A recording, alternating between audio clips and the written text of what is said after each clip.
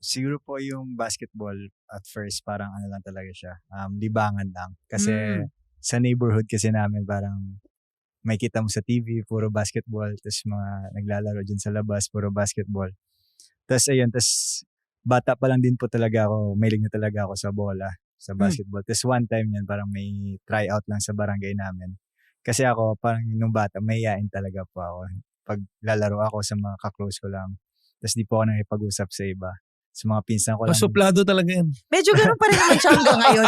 Gano'n pa rin naman siya hanggang Hindi, ngayon. mabait yan. Okay, Mabait okay. yan. Ta's ayun po, parang one time may summer po kasi 'yun, ta's may Hmm. tryout na, ta's inter-barangay kasi sa'min 'yun. So, 'pag bata ka sikat ka talaga 'pag nakakasama ka sa mga lineup ng inter-barangay. Hmm. So, ako parang gusto ko mag-tryout. So, gusto ko may kasama ako kasi nahiya ako 'pag ako lang mag-isa. So, inaya ko yung lola ko kasi siya lang yung tao dun sa bahay. Ta's parang busy siya, naglalabata siya.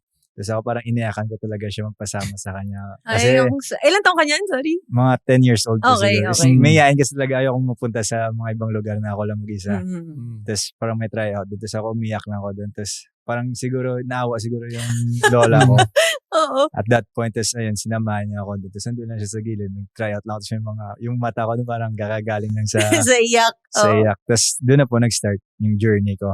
Okay. So, anong school yan? Hindi pa po siya parang public school lang po siya sa Silay City. Okay, Parang okay. Silay City Elementary School. Doon Gaano nag-start. kalayo yun sa kung saan talaga yung hometown mo?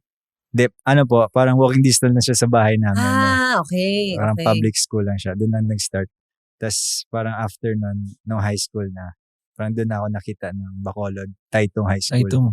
Okay. Chinese school siya sa Bacolod. Tapos doon na din nag-start. Ang kwento po nun, parang una yung naghihintay-hintay lang ako sa konta kasi may coach kasi doon sa amin na taga Taytong. Tapos sinasabi niya mag-try out ka doon, parang pinapapunta ka. Mm. Tapos nung araw na yun, parang naghihintay ako sa kanya. So doon sa basketball court namin kasi doon na kami mag-meet. Tapos hinihintay ko siyang tawag, parang kinukulit ko siya sa message kasi ready na ako magpunta doon sa school na yun. Oo. Parang parang hindi daw ata tuloy, parang next time na lang. So balik na lang ulit ako. Mm. Tapos nung umabot na sa time na magpunta na ako doon. Tapos yun na, doon na rin nag-start. Si Coach Atoy yung unang nakita sa akin. Tapos yung parang same na din kami ni Kuya Orla na parang una 50% lang. Tapos Okay. eventually doon na nag-full scholarship na din.